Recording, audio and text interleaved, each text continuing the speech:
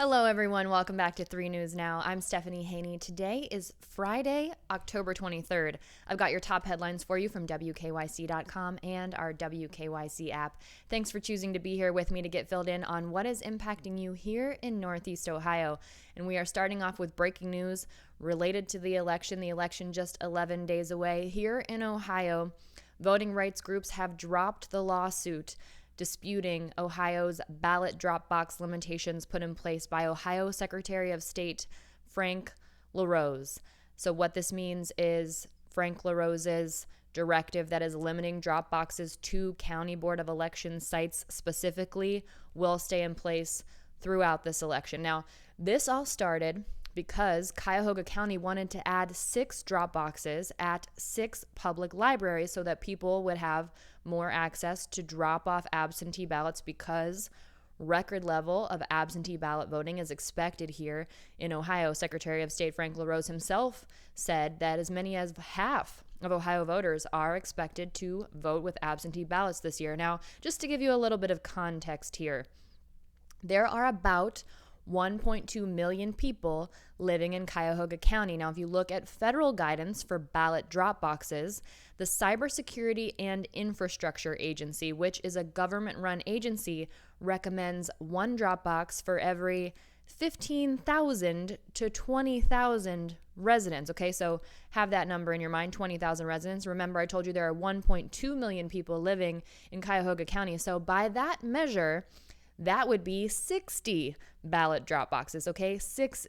But Cuyahoga County just wanted to add 6 of them at public libraries. Well, Frank LaRose said that Ohio law does not allow this. And the issue basically came to a head on Monday, October 12th, because a federal appeals court in Cincinnati upheld the directive from Secretary of State Frank LaRose limiting ballot drop boxes. There was a lot of back and forth here.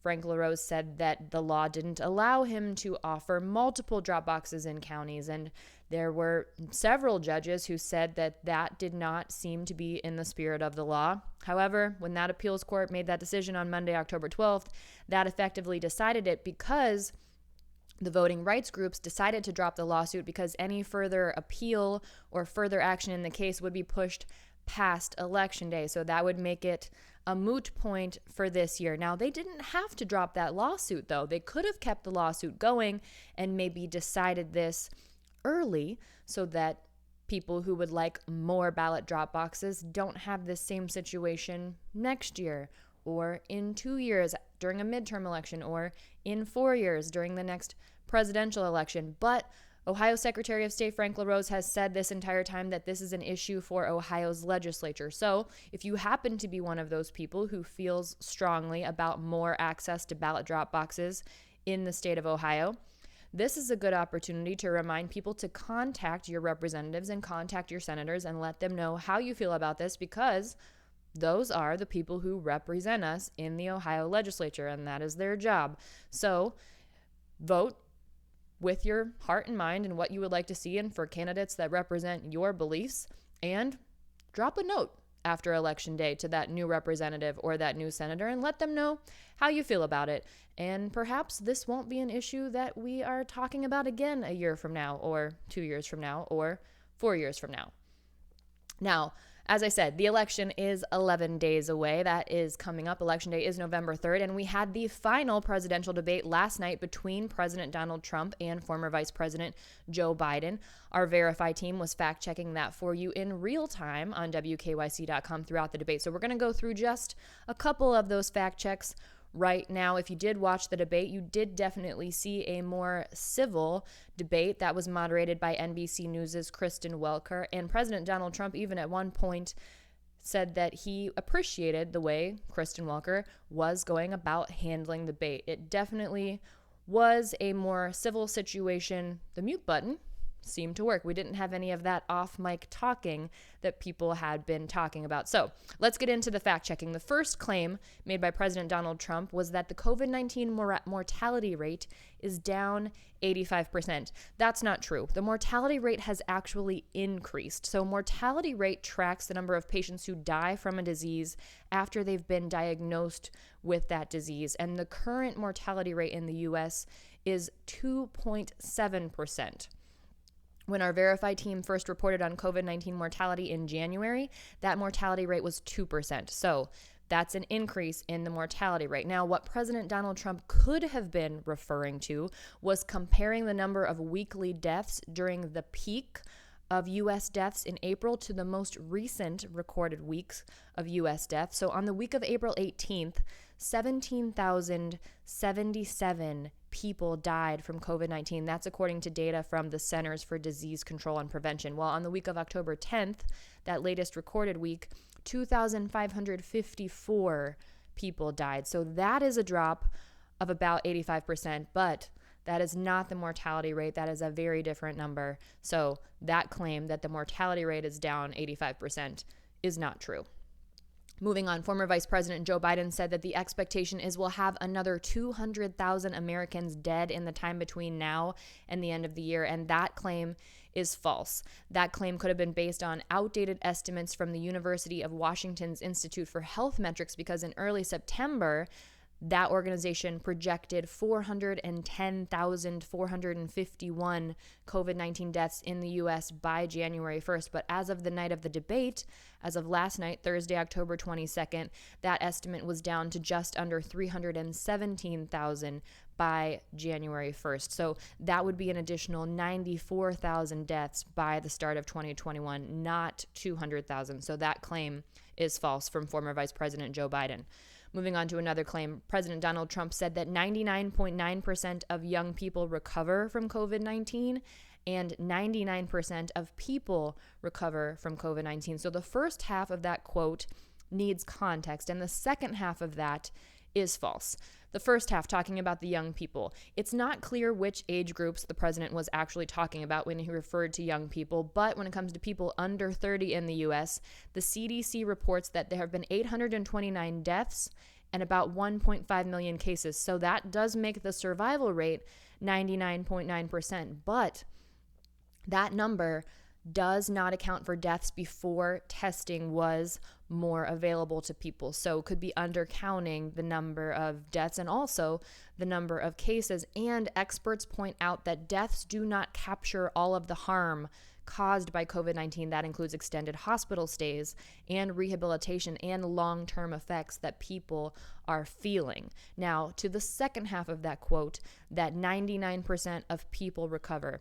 The Johns Hopkins University COVID-19 tracker shows the U.S. at just under 223,000 deaths and 8.4 million cases. This was last night as of the debate. And that would mean that a little more than 97% of people testing positive for COVID-19 recover. So 97%, not 99%. However, experts do say that that number is not exact because, again, there are many people who possibly died from COVID-19 when testing was not widely available.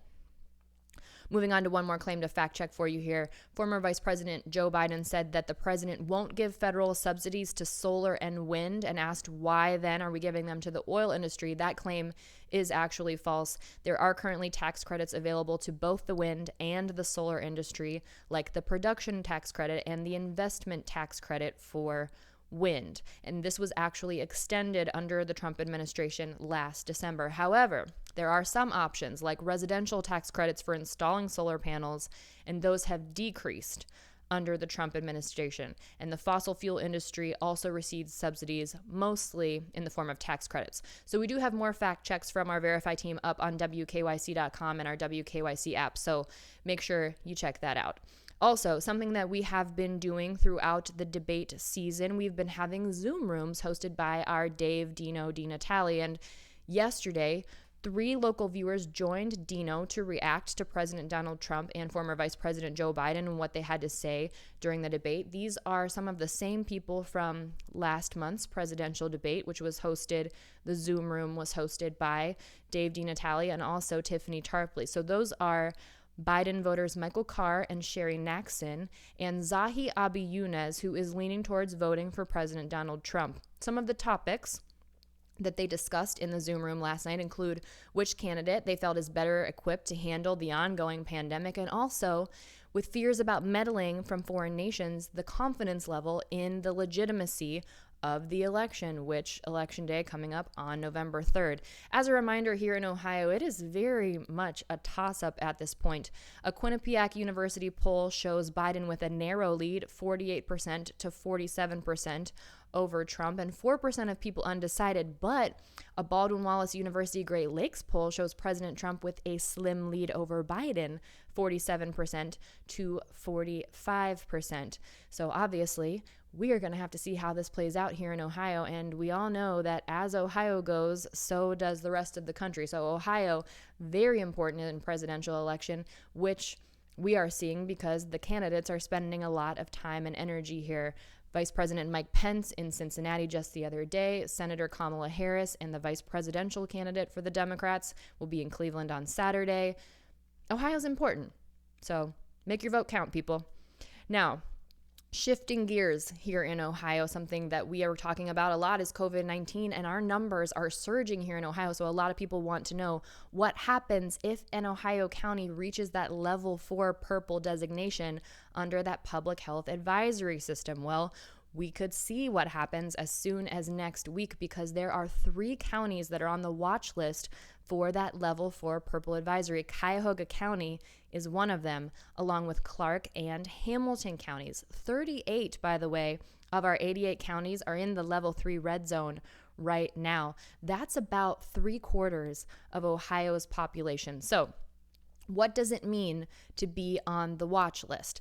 That means that the county's current COVID-19 numbers actually qualify already for that level 4 purple designation, but those numbers have to maintain for 2 weeks in a row in order to actually achieve that level 4 designation, which is severe exposure and spread. Now, at this point in time, reaching that level 4 designation does not necessarily trigger any new orders or mandates, but Governor Mike DeWine reminded people during his press conference yesterday that the guidance in that level 4 situation is to stay at home and only go out for necessary travel if you are in a level 4 county. Now, that doesn't mean that in the meantime, between now and next week, when we get those updated designations on each Thursday, that there might not be an order or a mandate put in place that might be triggered by reaching that level 4 designation. And DeWine has said that he hasn't ruled out a potential shutdown. He doesn't want to do it, but he hasn't ruled it out. And he continues to ask Ohioans to wear your mask, keep a safe physical distance, wash your hands, all of those things that we know the experts tell us stop the spread of COVID-19. Now, let's talk about something else that's not COVID-19. Let's talk about the holidays. Let's talk about Rudolph the Red-Nosed Reindeer. You know, that animated classic from 1964. I grew up watching it. Many people grew up watching it. Well, there's a couple in Medina that wants to bring a little piece, actually 2 little pieces, of that Rudolph the Red-Nosed Reindeer classic here to Ohio. And their last name is Claus. I mean, come on, how perfect is that? Mark and Dana Claus, they are the owners of Castle Noel Christmas Museum in Medina, and the Rudolph and the Santa props from Rudolph the Red-Nosed Reindeer are going up for auction. They'll be auctioned on November 13th. So the Clauses have created a GoFundMe page, and they are hoping to raise enough money in order to bid on those props and bring Rudolph and Santa here to Northeast Ohio. Now, it's going to be a pretty penny, you guys. These 2 items are expected to go for about $250,000 in the auction. So they have a ways to go, but they have raised some money so far. They've raised almost $12,000 on their GoFundMe page. They are hoping to raise enough to bring those home. And Mark Claus, it's Mark and Dana Claus, who are the owners in Medina. He says he knows it's been a tough year for everybody, and if people can pitch in, he said in a normal year, when they would have enough people in the museum to fill a stadium, if everybody threw in $2, they think they probably have enough to win Rudolph and Santa. So they are asking if you have a little bit of money, if this is something that you cherish from your childhood and you'd like to see it have a home in Medina, if you want to pitch in, we do have the link to that GoFundMe page on WKYC.com. Mark says he already knows what he would do, by the way. He's dreamed up the setup. They would build the sets around the Rudolph and the Santa so it would look just like it did in the movie. And he said people would be able to be right next to one of the most cherished things from their childhood. By the way, Rudolph's nose still lights up. How about that for a photo op? That would be very cute. So if that's something that you want to help out with, again, we have that link up on WKYC.com. Now, here's something we want to help you out with. Everybody's talking about celebrating Halloween, right? Well, the Today Show is still going to celebrate Halloween. They're calling it Plazaween this year for their big Halloween spectacular. And what they're going to do is between now and the big day on October 30th, because, Monday through Friday, Halloween falls on a Saturday this year. So Friday, October 30th is when they're having their Halloween special. They'll be picking people and groups with Halloween costumes, and they're going to feature them in their virtual plaza. So here's how you enter. Of course, we've got all the info up on WKYC.com, and then you can follow that link and go to the Today Show to see all the rules and regulations. But the gist of it is, post a photo of yourself in your costume on social media, and you use the hashtag MyTodayPlazaween. But here is a very big deal. The word today has to be all capitalized. That is very important. You have to capitalize the word today in your hashtag. And by the way, the Today Show is specifically giving a shout out to the Northeast Ohio area in order to get some Clevelanders in that virtual group there for their Plazaween. It was Craig Melvin on the Today Show. He says, "Bring it, Cleveland. You always rock." Of course, Al Roker on there would love to see some Cleveland representation. We would love to see it. So post your costume on social media. Great way to get into the spirit. They're going to be picking people between now and Friday, so you've got some time. Get those last minute touches together on your costume, post it a little bit early, and hopefully we'll see you on the Today Show's Plazaween. That's it for your early update for Friday, October 23rd. I'll see you back here at 3 p.m. as soon as we get those updated numbers in from the Ohio Department of Health. In the meantime, enjoy your afternoon. Enjoy this beautiful weather outside. By the way, 71 degrees in October. Not mad about it. I'll see you back here in a little bit. I'm Stephanie Haney.